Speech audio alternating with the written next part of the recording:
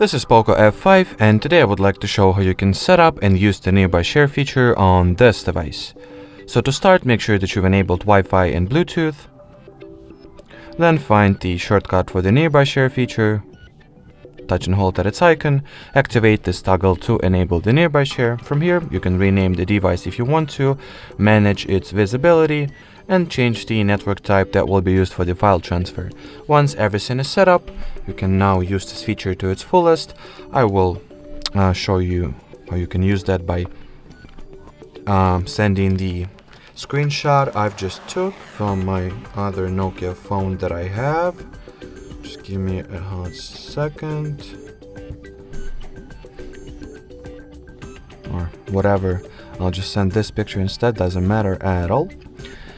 So I'll go for the share option, nearby share.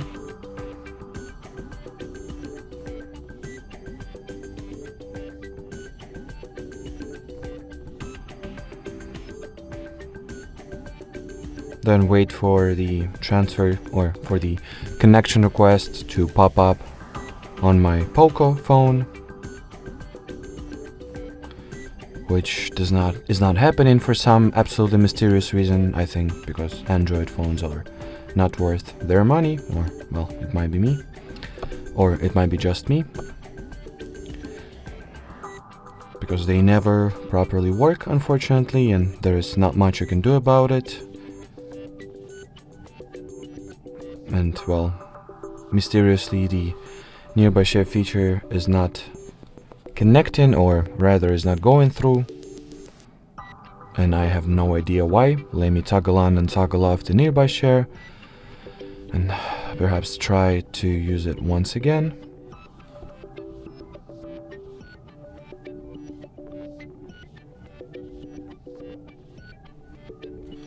Okay, maybe I should try another picture perhaps, and that will make a difference.